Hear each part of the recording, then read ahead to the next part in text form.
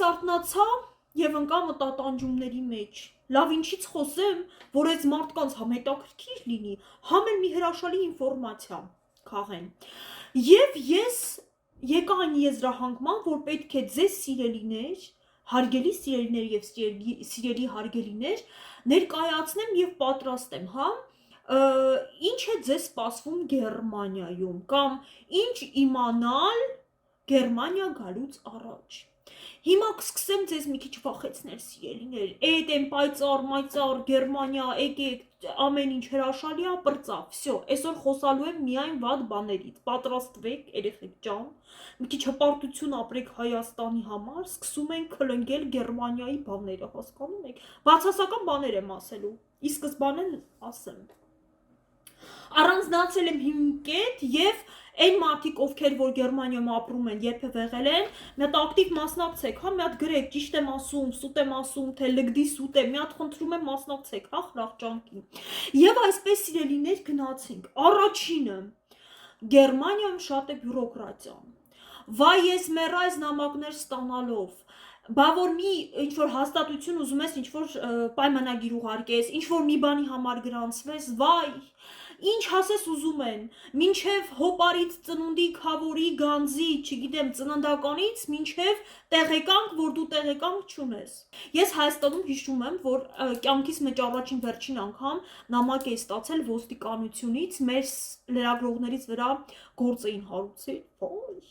բնականաբար հետո այդ գործը կարճեցին, սիրելիներ, ասեմ որ, տենց մի մտածեք, որ սաղ կյանքս Գերմանիայում նստել եւ բլոգ եմ վարել, ես բավականին քրեական անցյալ ունեմ, լավ կատակ եմ անում, բայց տենց դեպք եղել էր, որ մեզ լրագրողներիս վրա քրեական գործեր, ինչ գործեր, մի խոսքով կարճվելա, սիրելիներ, եւ այսպես Գերմանիա եկողներին ես խորհուրդ եմ տալիս մի հատ մեծ պապկա պատրաստել, այդ պապկաներն առանձնացնել եւ ամեն ինչ հավաքել այդ պապկայի մեջ։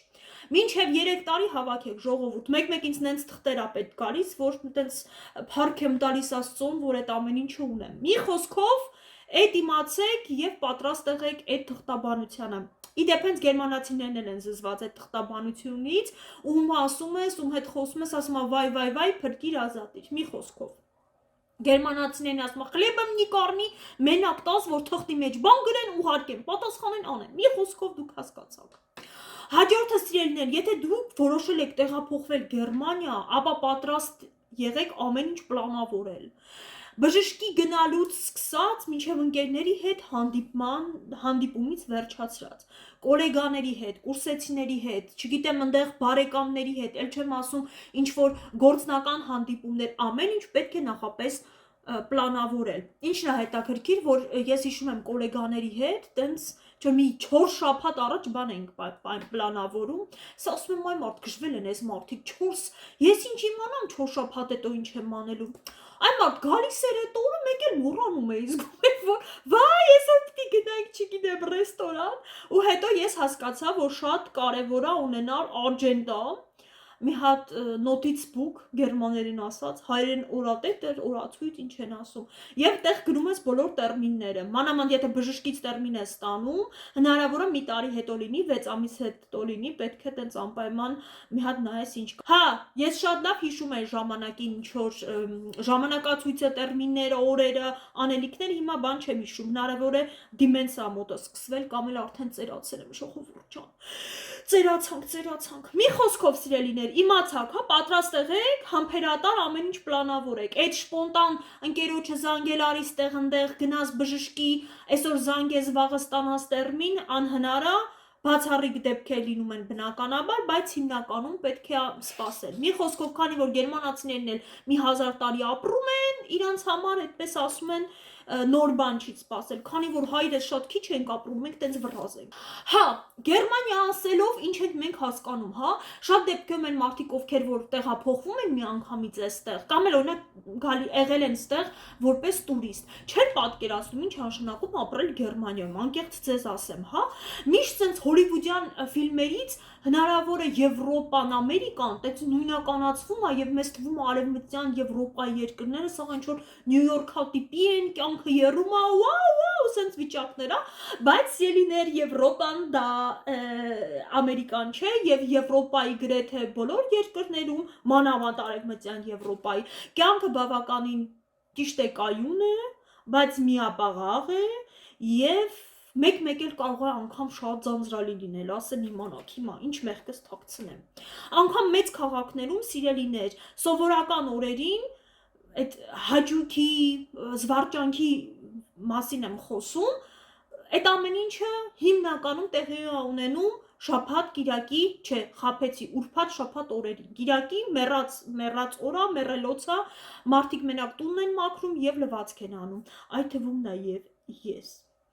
Եվ սիրելիներ, հետևաբար